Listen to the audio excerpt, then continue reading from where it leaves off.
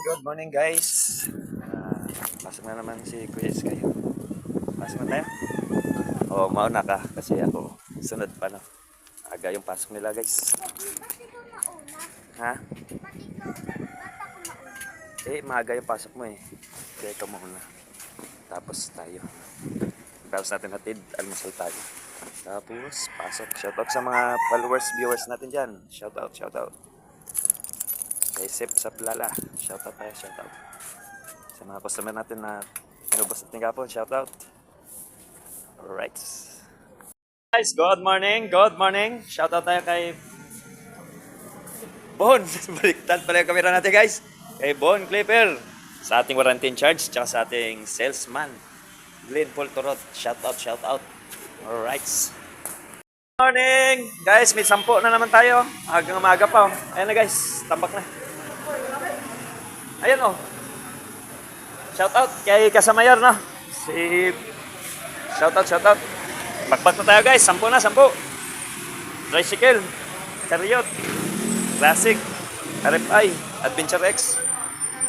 Gilid lang, panglinis gilid. Tapos dalawang Sparkle 125 tsaka yung Plus B1 no.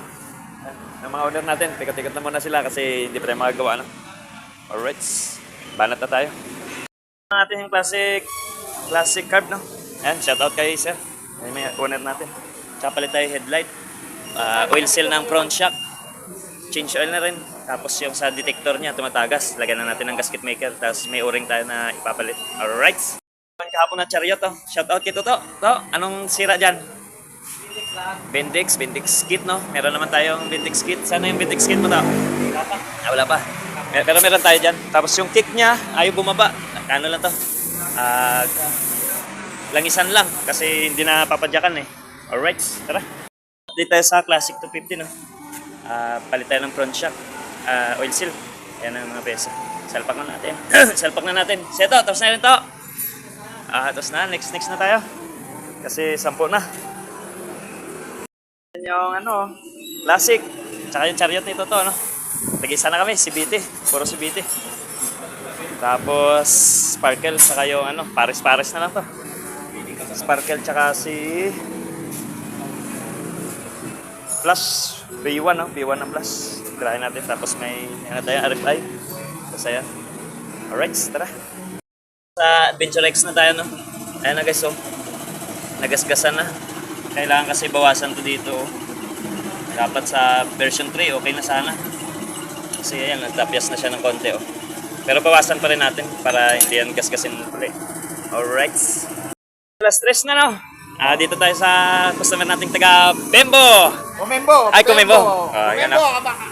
Palit tayo ng carbon brush no. Carbon brush tsaka yung signal light.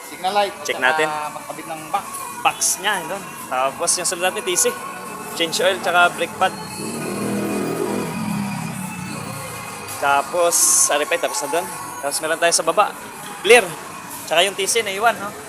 Tapos yung DL na binenta natin kay tropa, ha? Yan na. Kapalit ng brake sa likod, no? Set. Alright. Banat. Saktong alas 7, no? Katapos lang natin. Ito na lang natira, oh.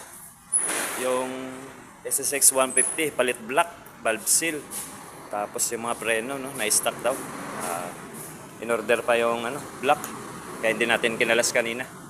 Yan na lang tambak natin yung sa baba. Okay na. Ilalabas na natin. Pwede na yung Chariot. Yung isang Chariot na ipinalitan ng wire harness. Okay na. Nailabas na rin ni sir kanina. Tapos isang Chariot na CCTV. Okay na rin. Dali na rin. Isa na lang. Alright. Kuya na tayo guys. Alas 7.